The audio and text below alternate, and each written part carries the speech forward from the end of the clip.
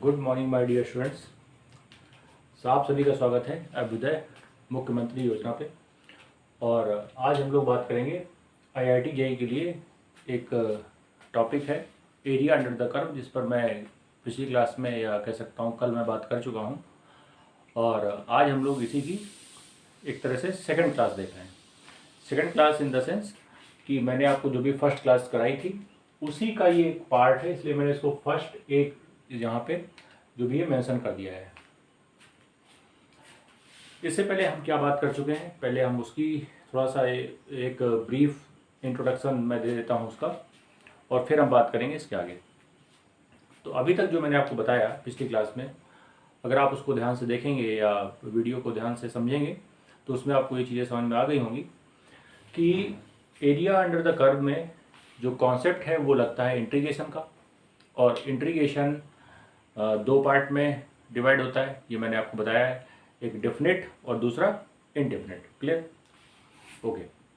अब डेफिनेट और इनडेफिनेट में क्या है कि इनडेफिनेट के जितने भी बेसिक्स थे वो मैं आपको करवा चुका हूँ, और मेरे अलावा भी बहुत सारे उसके वीडियोस उसमें पड़े हुए हैं, तो उसमें आपको चीज़ें क्लियर कर दी गई हैं। आज हम बात करेंगे एरिया अंडर द कर्व के पर्टिकुलर टॉपिक पर, है ना। इससे पहले जो टॉपिक था उसमें मैंने आपको एक स्टार्ट देने की कोशिश की थी कि आखिर हम इसकी कॉन्सेप्ट को समझ जाएं और जो चैप्टर है उसको सही तरीके से हम लोग शुरू कर पाएँ, है ना।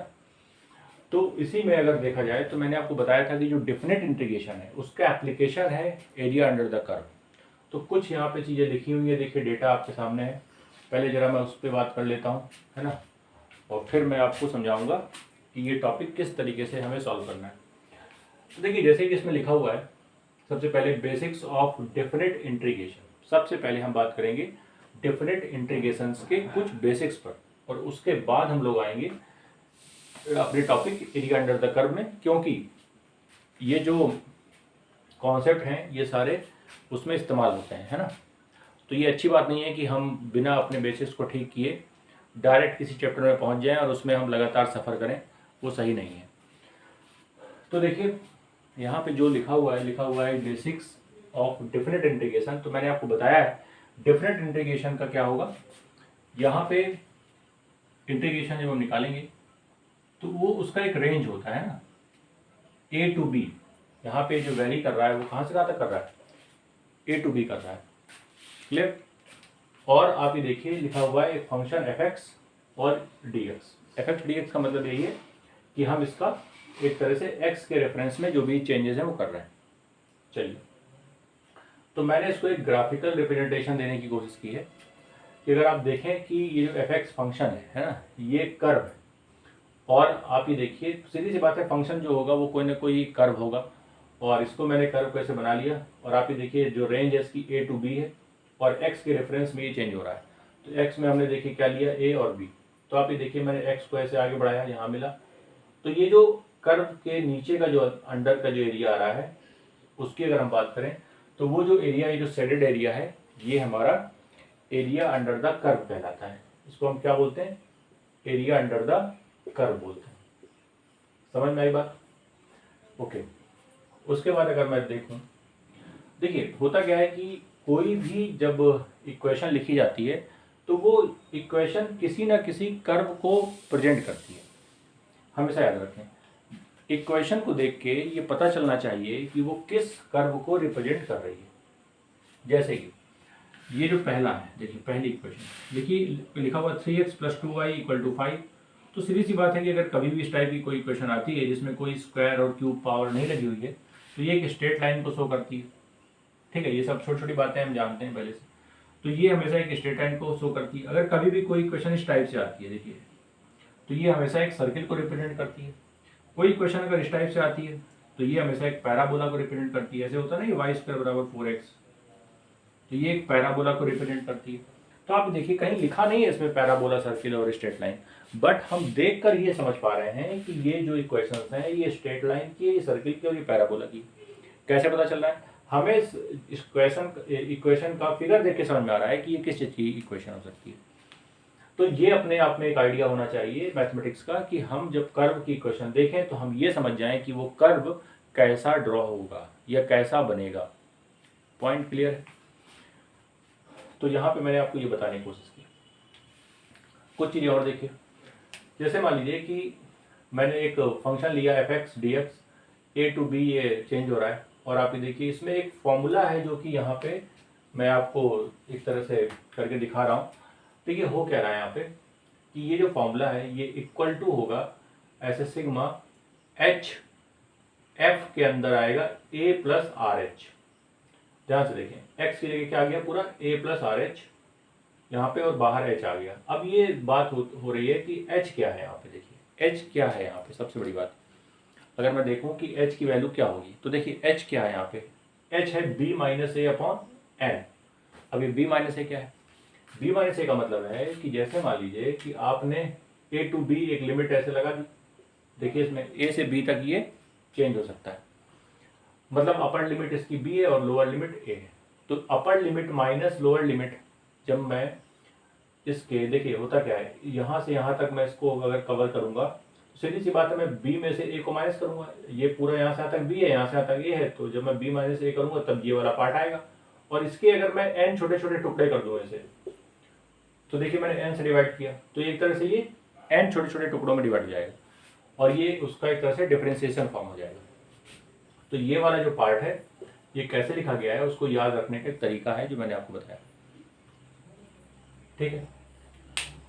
अब देखिए कुछ फॉर्मूले हैं इसी सिग्मा की, जैसे आपको बस याद क्या रखना है। अच्छा, एक चीज़ ये भी ध्यान रखना है कि जो n है वो टेंड्स टू इन्फिनिटी होना चाहिए, जो n है वो टेंडिंग टू इनफाइनाइट होना चाहिए, ये ध्यान देना है यहाँ पे, है ना। n नंबर ऑफ यहाँ पे हम पार्ट्स कर रहे हैं उसके, और वो जो n की वैल्यू है वो इनफाइनाइट है, तो हम कह सकते हैं कि इसके मैं इनफाइनाइट टुकड़े कर सकता हूँ, है ना। ये जो रेंज है आपको दिखाई दे रही है एरिया अंडर द कर्व, इसके मैं इनफाइनाइट नंबर ऑफ पार्ट्स कर सकता हूँ। अगर कभी भी ऐसे आता है, देखिए r 1 to n है और यहाँ पे 1 आ रहा है तो इसकी वैल्यू n होगी। अगर r की वैल्यू 1 to n है और r को हमें यहाँ पे एक तरह से इसका सिग्मा निकालना है, या कह सकते हैं कि ऐड करना है ना। इस सिग्मा का मतलब ही होता है हमें उसको ऐड करना है, मतलब एक तरह से अटैच करना है, जोड़ना है, और यही मतलब होता है इंटीग्रेशन का। तो वो मैंने आपको यहाँ बताया। तो इसका एक तरह से फॉर्मूला है, आपको याद रखना है कि कहीं पर अगर ऐसे आ जाता है इंटीग्रेशन मान लिया जाता है 1 to n इस टाइप से, तो r अगर है और r 1 से n तक वेरी कर रहा है, तो इसका जो फॉर्मूला होगा सम का वो n+1/2। ये फॉर्मूले आपने अलजेब्रा में पढ़े भी होंगे, है ना। ये कोई बड़ी बात नहीं है, ये सब चीज़ें पढ़ाई जाती हैं, ठीक है। वही चीज़ है यहाँ पे अप्लाई हो रही है। अगर ये r² है तो इसका फॉर्मूला होता है n+1 2n+1/6, और अगर ये क्यूब है तो n²। बस इतना समझ लीजिए कि अगर क्यूब है तो ये इसका स्क्वायर आएगा। देखिए ये जो फॉर्मूला है इसी फॉर्मूले का स्क्वायर कर दिया गया, ध्यान से देखिए, इसका स्क्वायर किया गया तो ये आ जाएगा इसकी वैल्यू। क्लियर, बात समझ में आ रही है? ठीक, आई थिंक ये बातें समझ में आ रही होंगी सभी को। उसके बाद बात करते हैं ये जो रेड कलर से लिखा हुआ है इसकी। चलिए अब देखते हैं। अगर हम बात करें, मैं इंटीग्रेशन निकाल रहा हूँ 2x + 5 1 to 2, तो आप बताइए जब मैं इंटीग्रेशन इसमें लगाऊंगा तो अलजेब्रा में इसमें इस्तेमाल करूंगा, और जब मैं अलजेब्रा इसमें इस्तेमाल करूंगा तो ये जो इंटीग्रेशन ये दोनों में अप्लाई हो जाएगा। अब इसमें भी होगा इसमें भी होगा, तो मैंने पहले इसमें लगाया 2x 1 से 2 तक वेरी करेगा, और ये 5। तो आप बताइए 2 तो बाहर आ जाएगा, कांस्टेंट है, और x²/2 ही आ जाएगा, है ना। ये सब मैं बता चुका हूँ, फॉर्मूले ये सब आपको पता होने चाहिए कि x को कैसे ब्रेक करते हैं। इंटीग्रेशन अगर x का निकाला जाए तो x²/2 क्यों आता है, कैसे आता है, ये सब आपको पता होना चाहिए। अब ये सब बताने वाली बात है नहीं। उसके बाद यहाँ पे देखिए 5 ये कांस्टेंट है तो ये 5x आएगा, है ना। और लिमिट आप जानते ही 1 से 2 तक जा रही है ना, अपर लिमिट 2 है और लोअर लिमिट क्या है इसमें 1। क्लियर, रेंज की बात करें अगर हम, तो यहाँ पे इस तरीके से आ रहा है। देखिए उसके बाद जब मैं यहाँ पे 2 डालूंगा तो देखिए 4 आएगा, जब 1 डालूंगा ये तो 2 से 2 कट जाएगा ना, है ना, 2 से 2 कट जाएगा। क्लियर, ठीक। उसके बाद आप बताइए मुझे, अगर मैं यहाँ पे डालता हूँ 2 तो यहाँ पे आएगा 4 - 1 3, यहाँ देखिए 5 × 2 फिर 5 × 1 माइनस करके, ठीक है। ये सब बेसिक चीज़ें हैं, आप जानते होंगे। ये देखिए 3 आ गया, ये 5 आ गया, दोनों को ऐड किया 8, दोनों को ऐड किया 8 आ गया, ठीक है। देखिए जो कांस्टेंट पार्ट होता है उसमें कुछ भी वैल्यू डालेंगे आप, कोई फर्क नहीं पड़ने वाला, वैसे का वैसे ही रहेगा, इसलिए वो कैंसिल हो जाता है। तो ये एक तरह से मैंने, ये क्या है, ये क्या आया है, देखिए ये एक तरह से एरिया अंडर द कर्व आया है।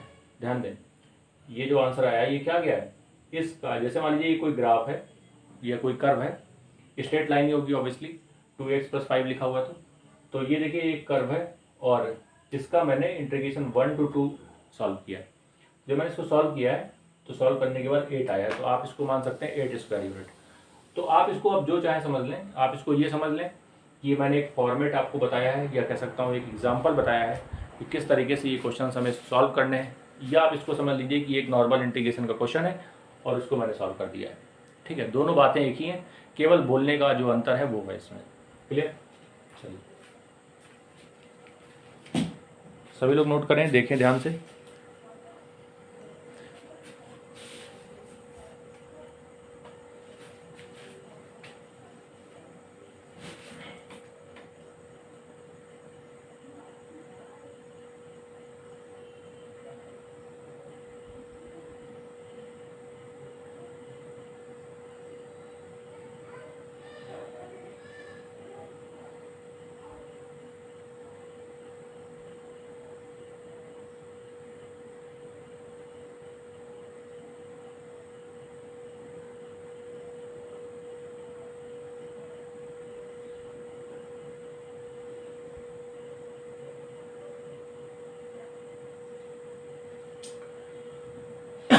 तो आई थिंक ये बातें आपको समझ में आ गई होंगी।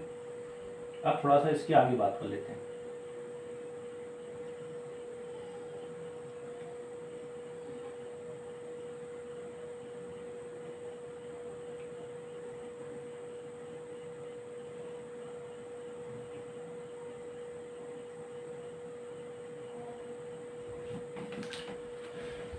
चलिए देखते हैं, इसके आगे बात करते हैं।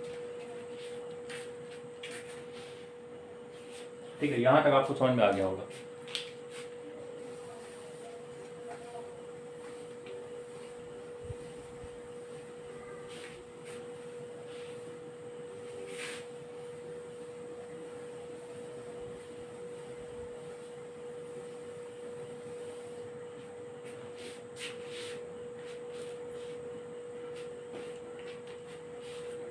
देखिए समझिए, अब हम बात कर रहे हैं एरिया अंडर अ कर्व। देखिए जैसे मान लीजिए कि मैंने एक कर्व लिया और यहाँ पे ए ले लिया, यहाँ पे बी ले लिया।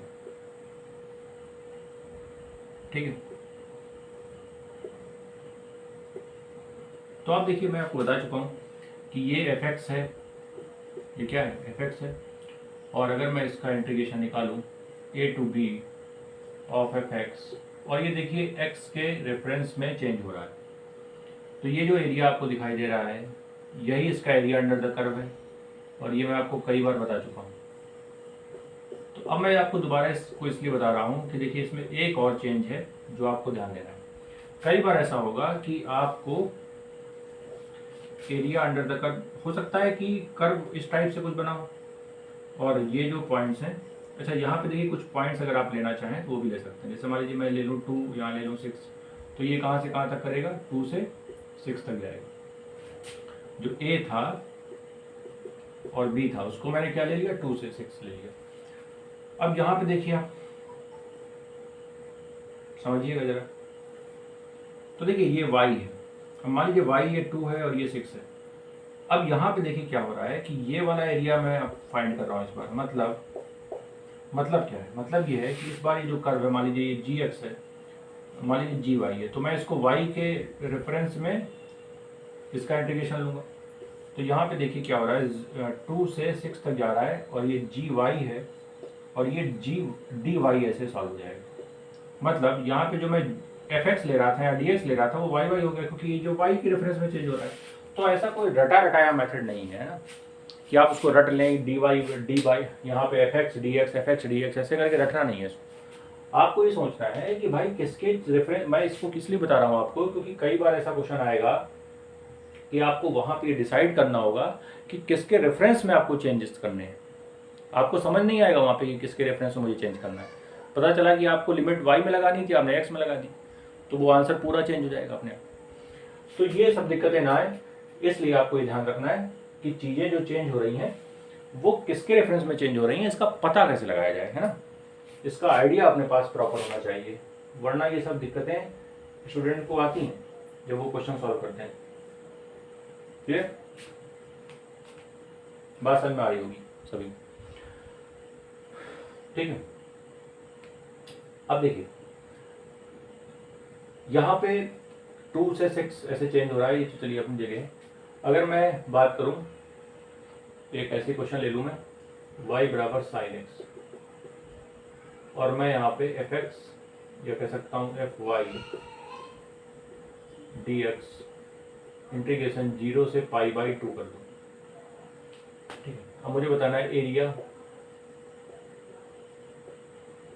Under the curve and x axis, ठीक। अब देखिए मुझे क्या बताना है, area under the curve and x axis, मतलब मुझे कर्व के अंडर का एरिया और एक्स एक्सिस के बीच का एरिया निकालना है, ये ध्यान देना है। तो आप बताइए मुझे, अगर मैं बात करता हूँ इसकी साइन एक्स की, तो साइन एक्स का कर्व आएगा कुछ वैसे, साइन एक्स का ग्राफ ऐसे होता है, तो आप इसको ऐसा कुछ मान लीजिए, ठीक है। मैं इसको ऐसे आधा ले लेता हूँ, और यहाँ पे आप देखिए जो x है, x के रेफरेंस में हो रहा है, क्योंकि ये जो एफ वाई है इसकी जगह मैं y की जगह क्या रखूँगा, x, तो ये आ जाएगा 0 से π/2 साइन एक्स dx। अब आप बताइए यहाँ पे देखिए क्या हो रहा है, आपको ध्यान देना है कि एक्सिस भी लिखा हुआ है ना, x बराबर 0, और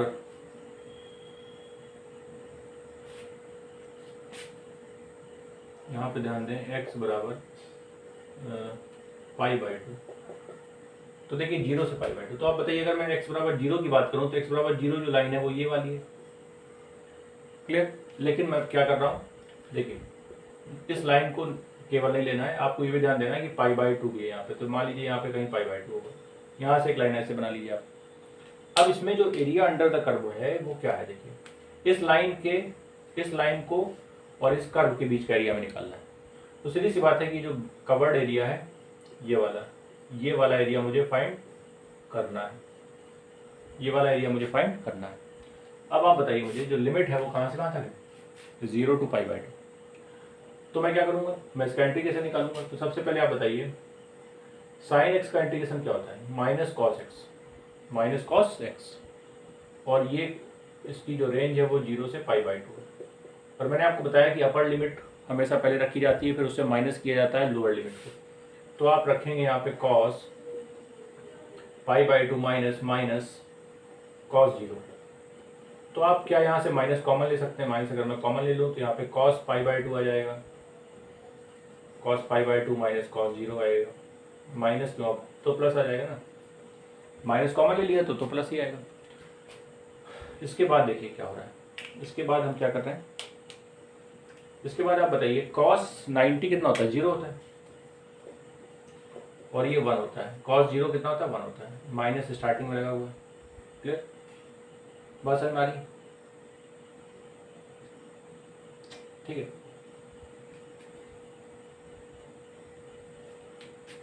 फिर से एक बार चेक करिए, ये क्या होगा, देखिए साइन एक्स क्या हो जाएगा, cos x minus cos x, और अगर मैं यहाँ पे एक बार इसमें रखूँगा π/2, ठीक है। अच्छा ये प्लस हो जाएगा, क्योंकि हम जब 0 रखेंगे तो माइनस कॉस एक्स में रखेंगे ना, और माइनस कॉस एक्स जब माइनस के साथ अटैच होगा तो प्लस हो जाएगा। ये बात समझ में आई आपको, भाई हम तो माइनस लगाते ही अपनी तरफ से, और माइनस कॉस 0 और आएगा तो ये माइनस माइनस प्लस हो जाएगा, ठीक है, आप सही है। तो यहाँ पे देखिए क्या हो जाएगा, 0 - 1, क्योंकि यहाँ पे आएगा माइनस, तो अब जब ये माइनस अंदर जाएगा तो ये +1 हो जाएगा। तो आप कह सकते हैं स्क्वायर यूनिट, 1 स्क्वायर यूनिट आ रहा है। तो ये जो एरिया आ रहा है वो कितना आ रहा है, 1 स्क्वायर यूनिट आ रहा है। तो इस तरीके से आप इसको फाइंड कर सकते हैं, है ना, इसमें कोई दिक्कत नहीं है, कोई इशू नहीं। तो एक तरह से ये इसका एप्लीकेशन ही है, ये मान के चलिए आप, और इसको आप इस तरीके से आंसर कर सकते हैं आराम से, कोई दिक्कत वाली बात नहीं। ठीक है, इसी तरीके से मैं अभी आपको, ये तो बहुत छोटा एग्जांपल था, इसी तरह से और एक दो एग्जांपल करेंगे ताकि हम लोग प्रॉपर समझ जाएं इस चीज़ को। क्लियर है?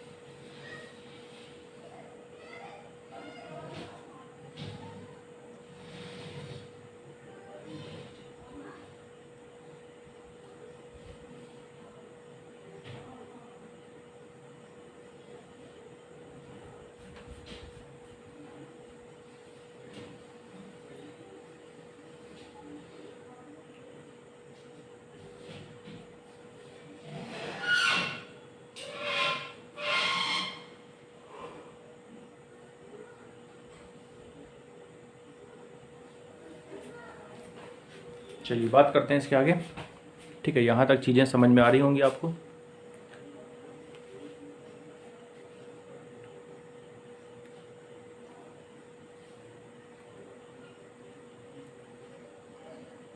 चलिए ओके गुड, अब आगे बढ़ते हैं, है ना।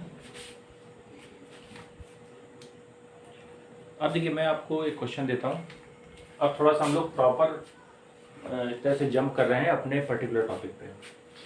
ठीक है, बेसिक्स हमने काफ़ी हद तक समझ लिए हैं, अब मुझे नहीं लगता कि कोई आपको समस्या इसमें आने वाली है। तो अब हम डायरेक्ट बात कर सकते हैं अपने core topic area under the curve में। तो अगर इससे संबंधित एक क्वेश्चन मैं आपको देता हूं, देखिए बोला गया है find the area of the reason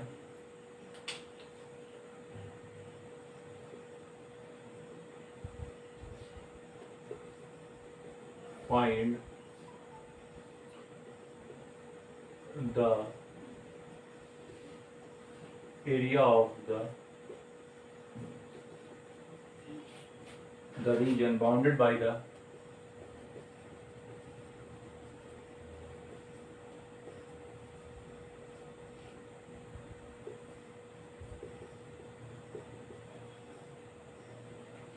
following curves x-axis and given lines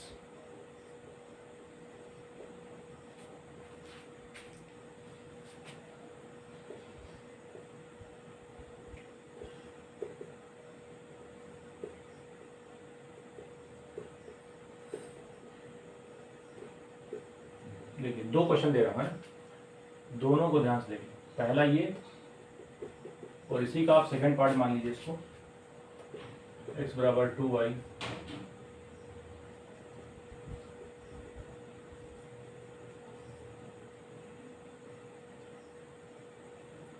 चलिए दोनों पे बात करेंगे एक एक करके, है ना। इसको नोट करिए आप और देखिए ध्यान से कि आपको इसमें क्या ऐसा एक्स्ट्रा करना है जो अभी तक आपने नहीं सीखा, है ना।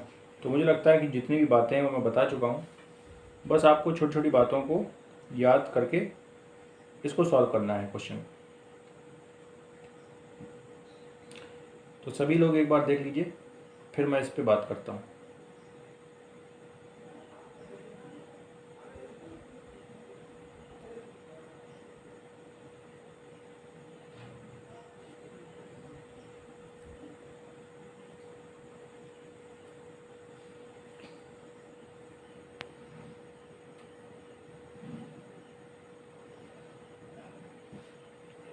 एक क्वेश्चन अच्छा मैं चलिए करवा देता हूँ ताकि आपको थोड़ा ये जो है क्वेश्चन ये समझ में आ जाए ठीक तरीके से। एक क्वेश्चन मैं करवाता हूँ, एक आप लोग ट्राई करिएगा।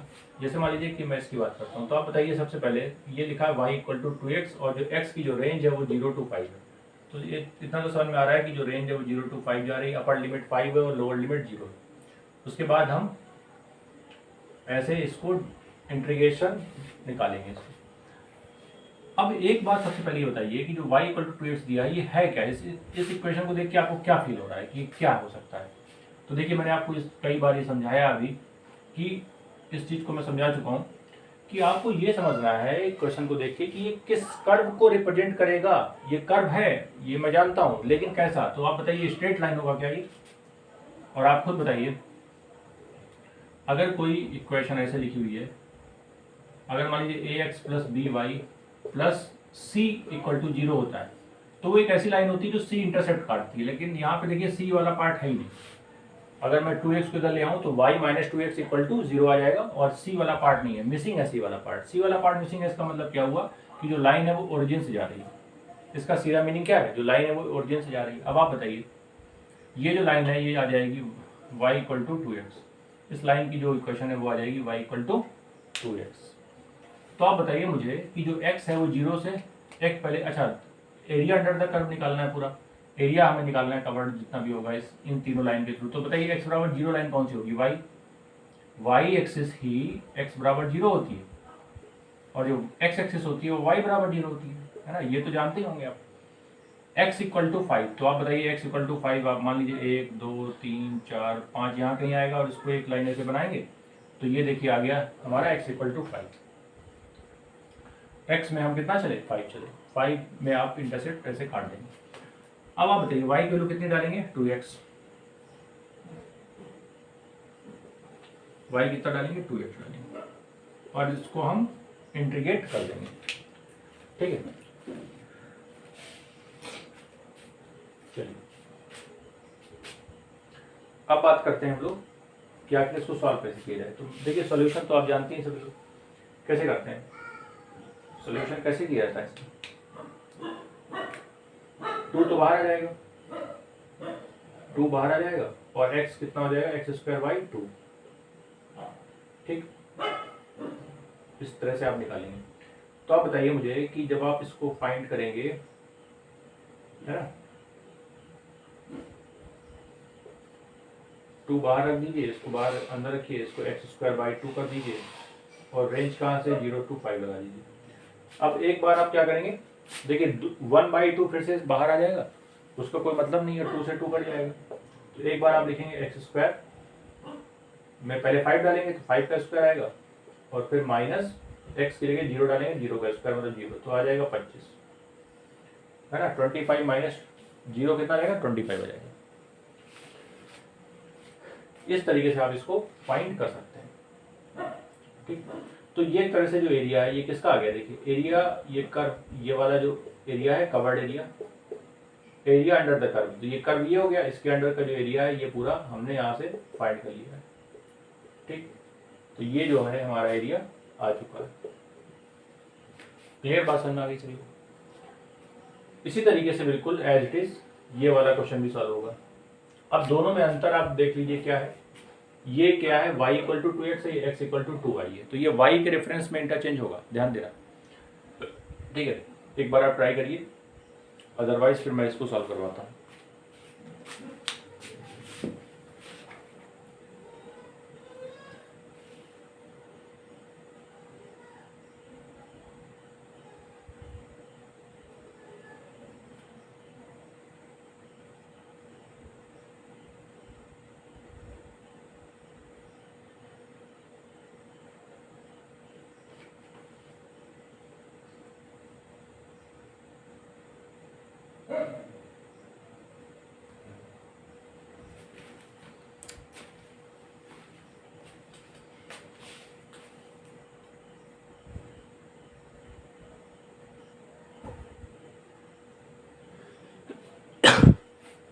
ठीक है, तो चलिए बात करते हैं इस क्वेश्चन की अब हम लोग, है ना।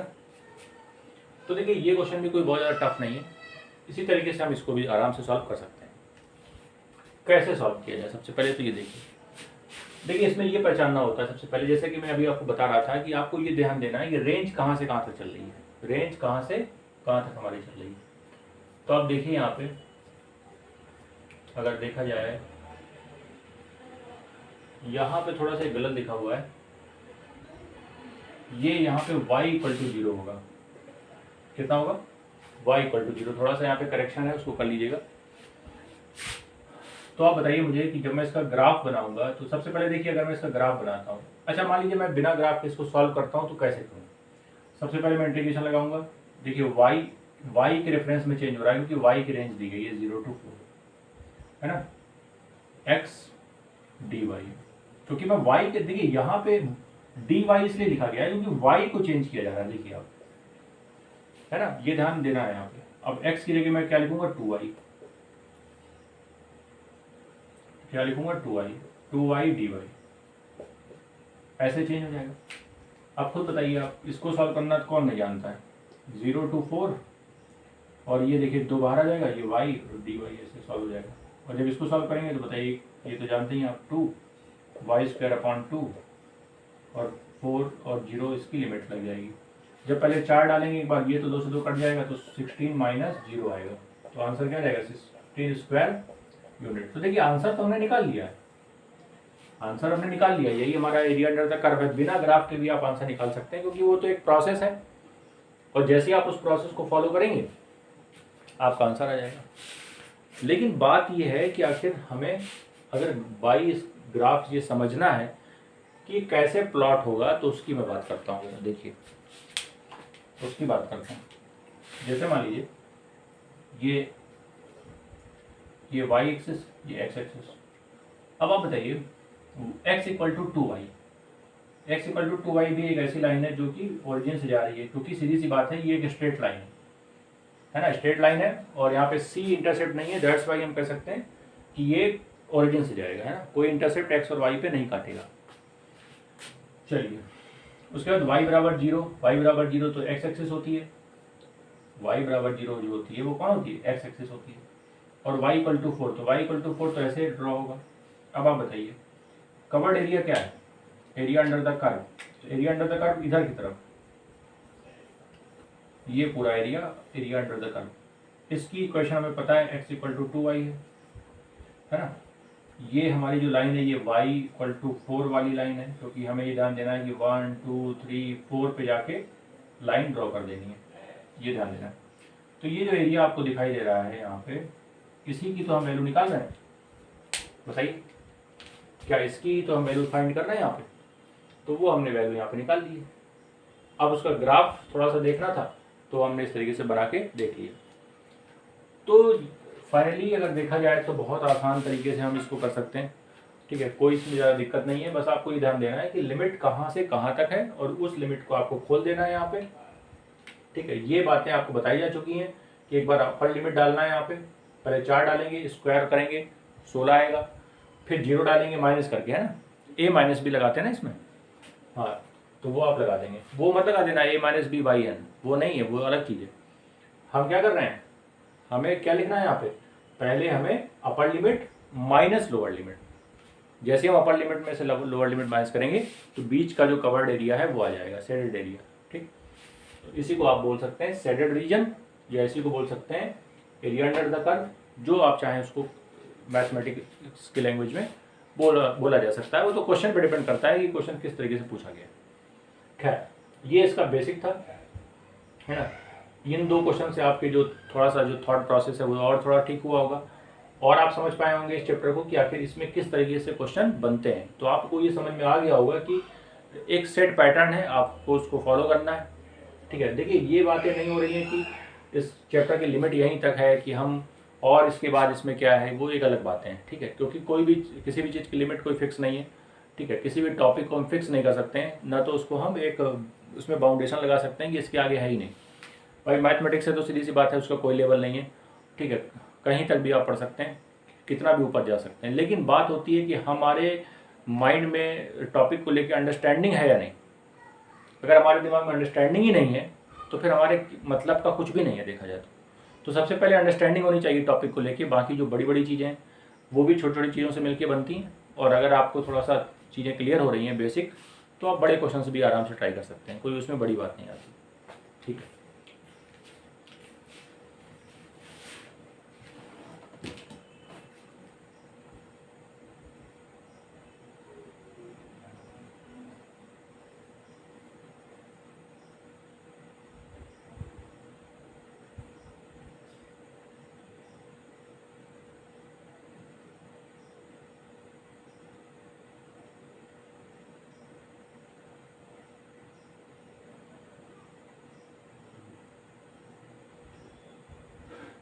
इसी तरीके से मैं आपको कुछ क्वेश्चंस और देता हूँ और उसका भी आप आंसर निकालेंगे और बताएंगे कि ये सारी चीज़ें वहाँ पे अप्लाई हो पा रही हैं या नहीं हो पा रही।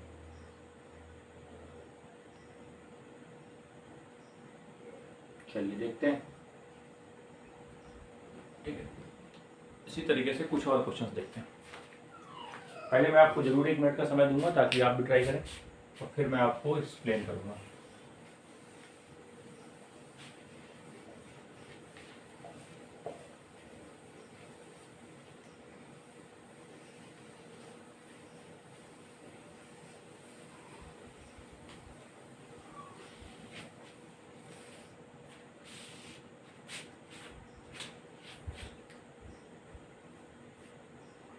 इसी में थर्ड क्वेश्चन देखिए, 2 क्वेश्चन हम कर चुके हैं।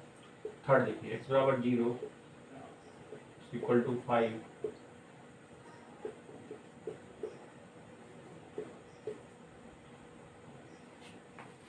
फोर्थ क्वेश्चन भी देख लीजिए इसमें।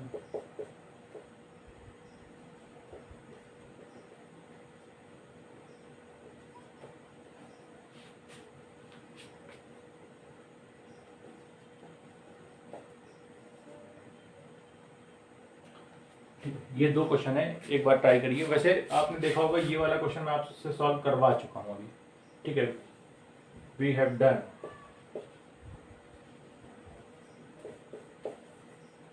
ठीक, इसको तो हम लोग कर चुके हैं। मेन फोकस इस पर करिए, बट फिर भी एक बार देख लीजिए, है ना, याद आ गया होगा ये मैं कर चुका हूँ।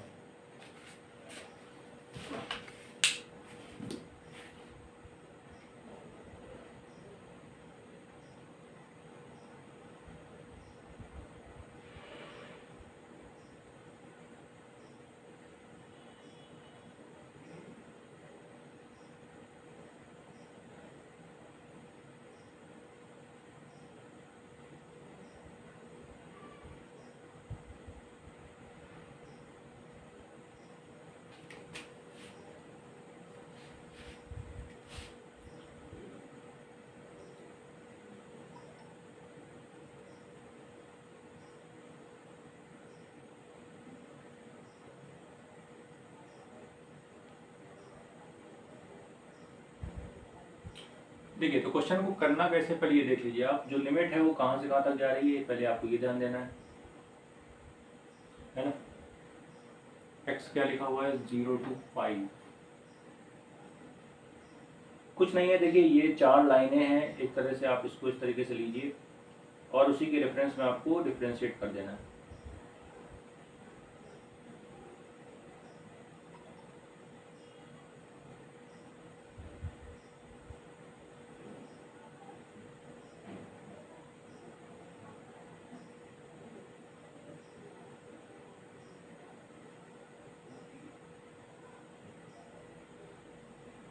x की रेंज तो आप देख ही रहे होंगे, 0 to 5 है। तो आप x के रेफरेंस में इसको कर दीजिए, इंटीग्रेशन कर दीजिए, कोई दिक्कत नहीं।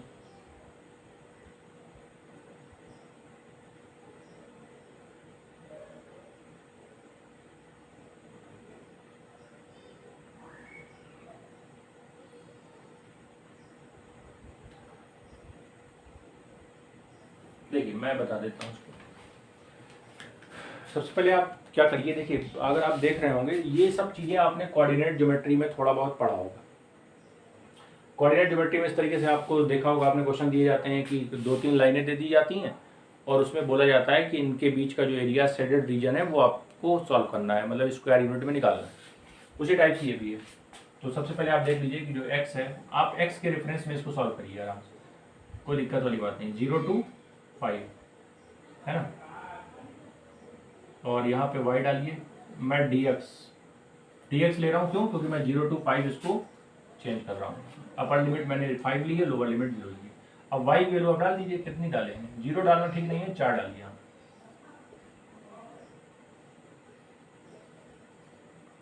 ठीक, अब आप बताइए इसको जब मैं डिफ्रेंशिएट करूंगा तो क्या आएगा, ये आएगा, डिफ्रेंशिएट नहीं सॉरी इंटीग्रेशन है ना, इंटीग्रेट करूंगा तो ये क्या आ जाएगा, 4x। कितना आएगा, 4x।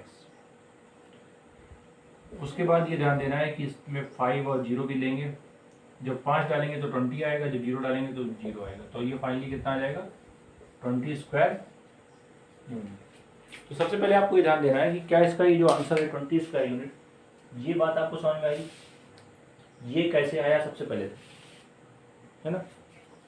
उसके बाद ये कैसे आया ये आपको आना चाहिए, है ना, ये सब हम पढ़ चुके हैं। बात करते हैं थोड़ा सा ग्राफिकल। तो आप बताइए x बराबर 0 का मतलब होता है y एक्सिस, y बराबर 0 का मतलब होता है x एक्सिस। क्लियर, ये दो लाइनें क्लियर हो गई। x बराबर 5 का मतलब है कि मैं x 5 पर कोई लाइन ड्रॉ करूंगा, और y इक्वल टू 4 का मतलब है कि y इक्वल टू 4 ये लाइन है। तो ये देखिए y इक्वल टू 4 है, ये x इक्वल टू 5 है ना, ये y इक्वल टू 0 है, और ये x इक्वल टू 0। तो ये देखिए ना कवर्ड एरिया क्या आ रहा है, ये आ रहा है। और देखिए इसको हम यहीं से निकाल सकते हैं डायरेक्ट। कैसे निकालेंगे अब बताइए। ये एक तरह से रेक्टेंगल है, ये क्या है, रेक्टेंगल की तरह काम कर रहा है, ये दिखाई दे रहा है, कह सकते हैं, है ना।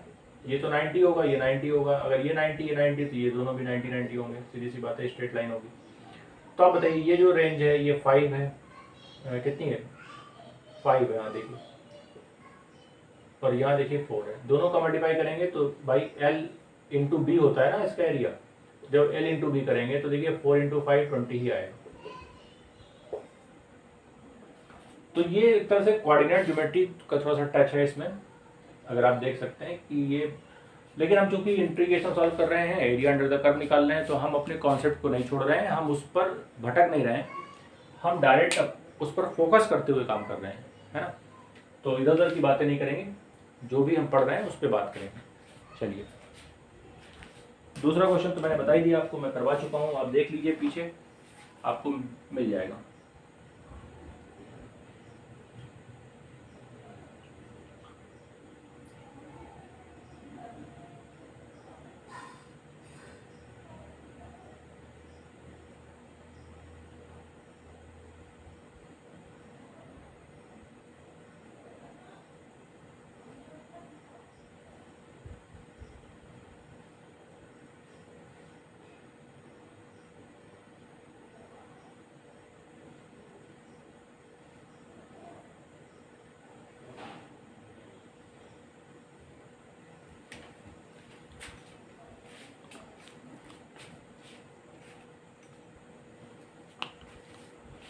चलिए एक क्वेश्चन और देखते हैं, इसमें एक दो क्वेश्चन और देख लेते हैं, और इसी तरीके से आपको उसको भी सॉल्व करना है, कोई इसमें नई बात नहीं, तो ध्यान देना है, कॉन्सेप्ट को पकड़ के रखेंगे तो आंसर आएगा।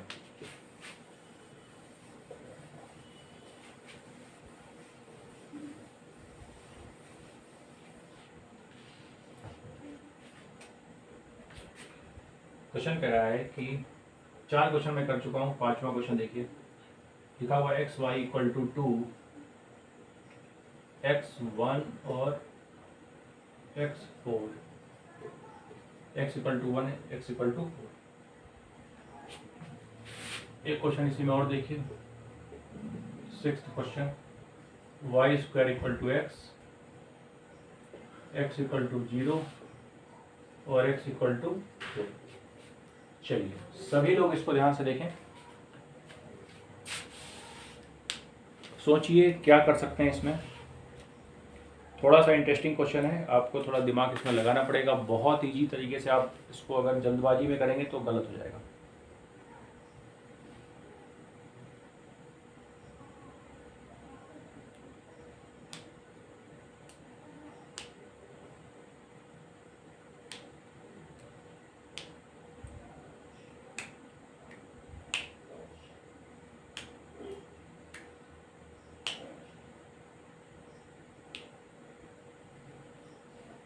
चलिए मैं करवा देता हूँ, ये क्वेश्चन मैं करवा देता हूँ ताकि आपको थोड़ा आइडिया लगे इस तरह के क्वेश्चंस को भी करने का। ध्यान से देखिए, देखिए सबसे पहले आपको ये ध्यान देना है कि इंटीग्रेशन जब आप निकालेंगे तो 1 to 4, x को x के रेफरेंस में निकालिए, x चेंज हो रहा है देखिए, तो यहाँ पे आप क्या लिखेंगे dx y, और y की वैल्यू यहाँ डालेंगे। अब देखिए y की वैल्यू अपने आप को कहीं दी नहीं गई है, तो आप थोड़ा सा ध्यान दीजिए, यहाँ से y की वैल्यू आपको निकालना होगा। y इक्वल टू क्या होगा 2/x, तो आप यहाँ पे डालिए 2/x।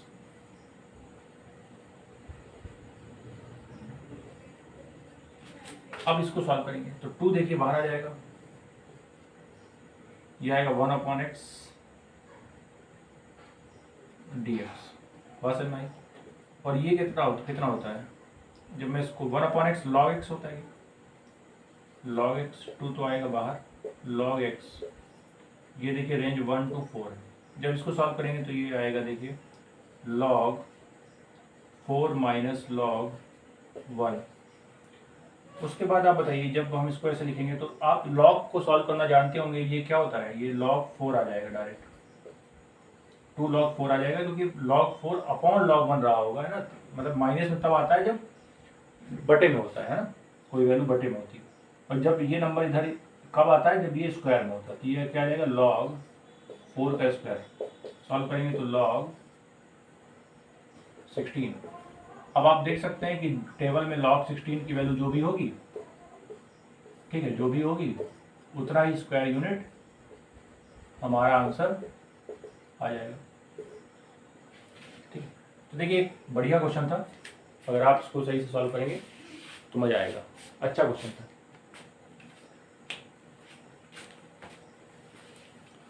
ठीक है, दूसरे क्वेश्चन को भी इसी तरीके से ट्राई करिए। सबसे पहले ध्यान देना है दूसरे क्वेश्चन में कि ये कैसे सॉल्व होगा, पहले ये ध्यान दीजिए, फिर बात करेंगे।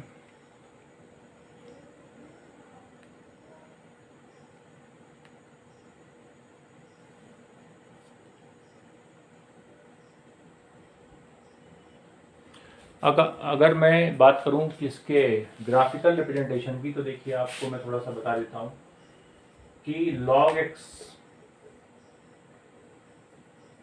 इस तरीके से ग्राफ होगा जिसमें x बराबर 1 है, x बराबर 1 है, x बराबर 4 है, ये ऐसे आ जाएगा। और आप देखिए ये जो एरिया है ये वाला, ये निकालना है हमें, है ना। तो इसी का तो एरिया हमने, यही तो एरिया हमने फाइंड किया है, इसी की वैल्यू आई है ये हमारे पास। ठीक है, तो ये ध्यान देना है आपको बस। क्लियर? इसी तरीके से इसको फाइंड करिए।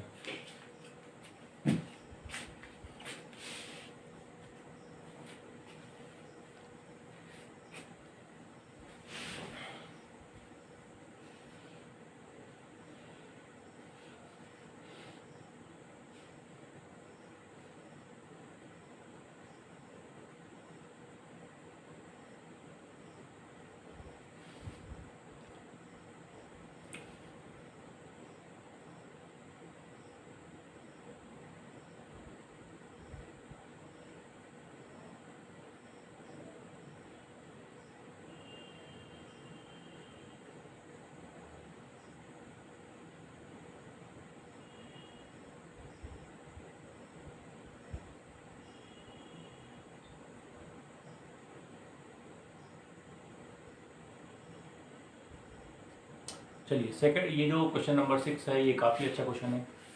ठीक है, थोड़ा डिफरेंट है हम कह सकते हैं, तो आप इसको थोड़ा सावधानी से सॉल्व करेंगे वरना गलत आने की चांसेस हैं आंसर।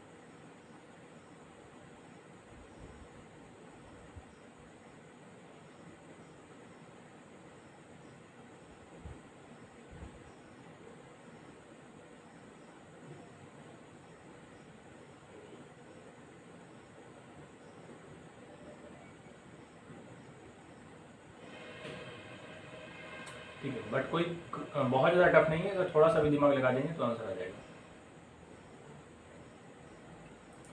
थोड़ा सावधानी से सॉल्व करिए,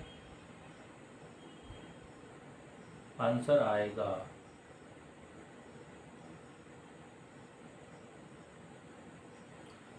तो खैर इतना समय बहुत है, अब मैं आपको सॉल्व करवा देता हूँ इसको। देखिए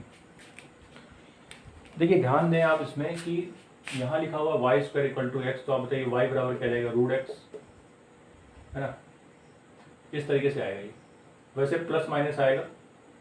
और एक बात आप और बताइए मुझे कि ये किस कर्व को रिप्रेजेंट करेगा, ये जो हमारी क्वेश्चन है, क्या ये पैराबोला को रिप्रेजेंट करेगी? इतना तो आप जानते होंगे कि एक पैराबोला को रिप्रेजेंट करेगी। x इक्वल टू 0 की बात कर रहा है, मतलब कि y एक्सिस की बात कर रहा है ना। x इक्वल टू 0 ये लाइन है, और x इक्वल टू 4 का मतलब है यहाँ से कोई लाइन जाएगी। अब आप ये देखिए, देखा जाए तो एरिया जो कवर्ड एरिया ये तो पूरा है यहाँ से यहाँ तक, ठीक है। लेकिन मैं क्या करूँगा, इसको मैं केवल फर्स्ट क्वाड्रेंट में जो एरिया है आपको दिखाई दे रहा है ये वाला, इसको सॉल्व कर लूँगा, है ना।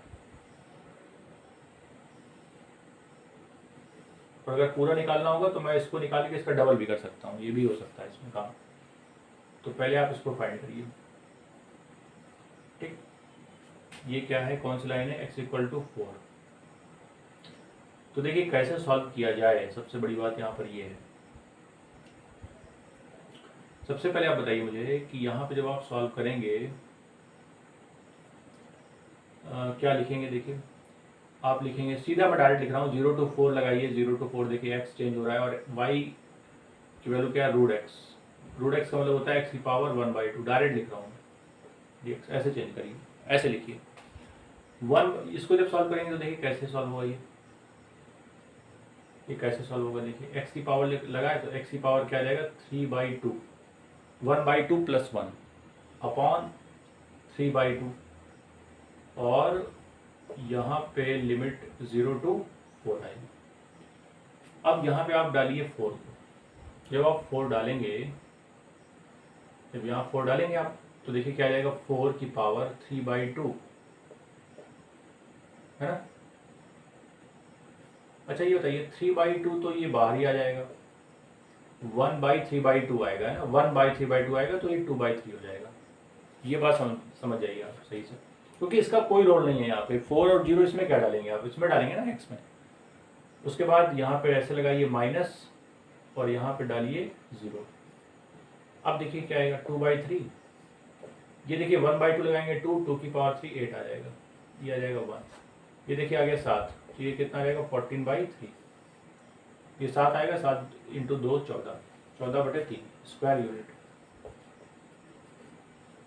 तो इस तरीके से मैंने सॉल्व किया, ठीक है। उसके बाद आप ये देखिए कि इसमें अगर मैं देखूं, थोड़ा सा चेक कर लीजिए आंसर सही है इसका।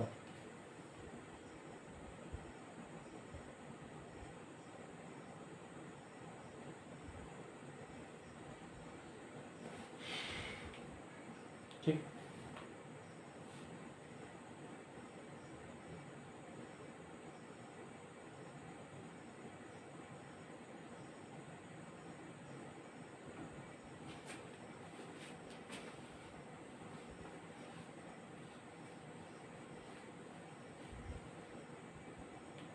अच्छा ओके सॉरी, ये गलती हो गई हमसे, यहाँ पे गलती हो गई। यहाँ देखिए ये 4 की पावर कहाँ से आ गया, ये तो 0 डाला है ना मैं यहाँ पे, 0 की पावर कुछ भी लगाएंगे 0 ही आएगा। तो आप बताइए ये 8 - 0 आएगा, मतलब 8 आ गया। तो ये आ गया देखिए 16/3। और मैंने आप भी आपको समझाया कि अगर आपने इसका ये निकाल ही लिया है तो बस अगर आपको पूरा निकालना है तो आप इसको क्या कर दीजिए, × 2 कर दीजिए, तो ये पूरा आ जाएगा। तो × 2 कर दीजिए आप, तो आ जाएगा 32/3 स्क्वायर यूनिट। अब इसमें कोई मिस्टेक नहीं है। फाइनली जो भी कैलकुलेशन मिस्टेक थी वो हमने आइडेंटिफाई कर लिया, और ये मेरा आंसर है, ठीक।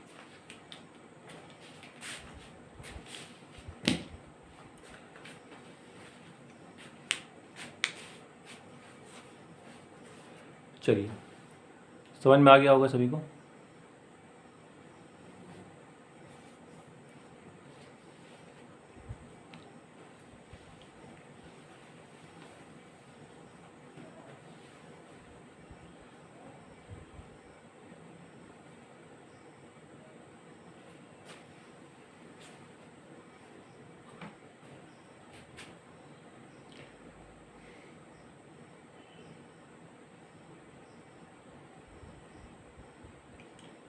इसी में अगर मैं एक क्वेश्चन आपसे और करवा लूँ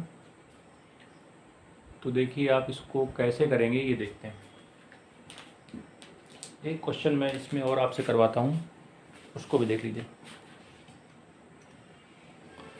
ठीक है। ध्यान से देखिएगा, सॉल्व करना है हमें इसको भी।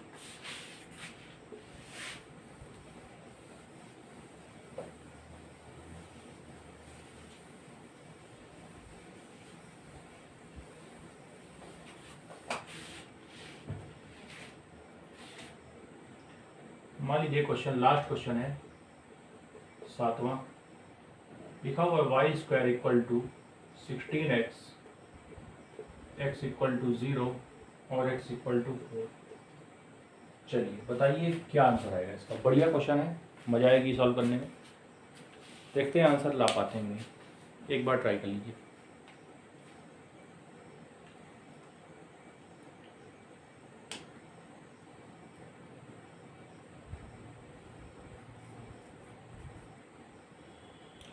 मुझे लगता है आराम से सॉल्व किया जा सकता है, क्योंकि इसमें कोई बहुत ज़्यादा डिफरेंस नहीं है। प्रीवियस क्वेश्चन और इसमें कोई डिफरेंस नहीं है, थोड़ा सा बस वैल्यू चेंज हो रही है, उसको आपको ध्यान देना है।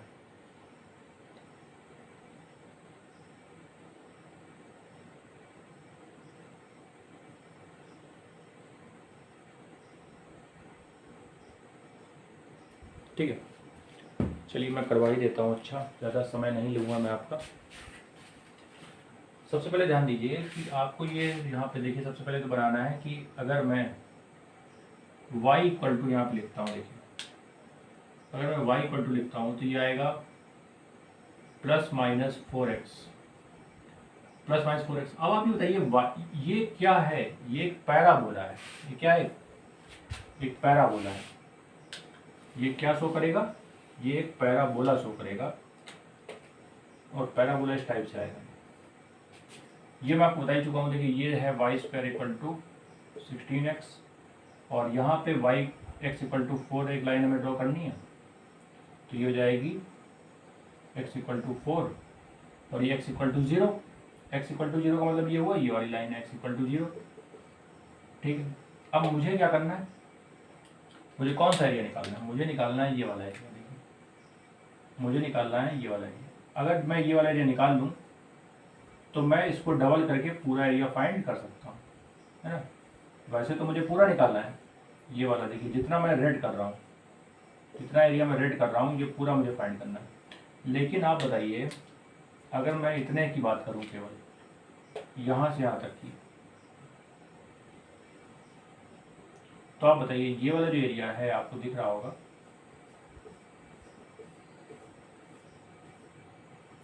तो ये वाला जो एरिया है इसको मैं फाइंड कर लूँ और इसका मैं डबल कर दूँ इंटू 2, तो ये पूरा एरिया आ जाएगा। इसको तो अभी हम निकाल चुके हैं ना, तो आप यहाँ से भी फिर से निकाल सकते हैं इसको, कोई दिक्कत नहीं है। 0 to 4 लगाइए, यहाँ पे 4x लिखिए और dx से इसको इंटीग्रेट कर दीजिए। सॉल्व करेंगे तो देखिए कैसे करें। देखिए 2 मैं मल्टीप्लाई कर रहा हूँ क्योंकि मैं इसका डबल कर रहा हूँ, क्लियर।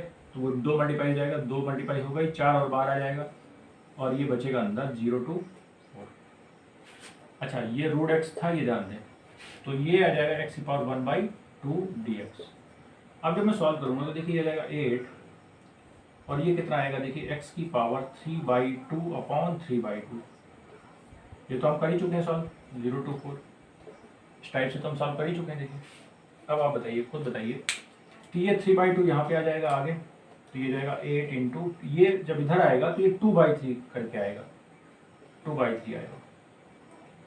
क्या आएगा? 2/3 आएगा। उसके बाद देखिए x की पावर मतलब 4 यहाँ डालिए, तो 4 की पावर 3/2 और फिर 0 की पावर 3/2 ऐसे आएगा।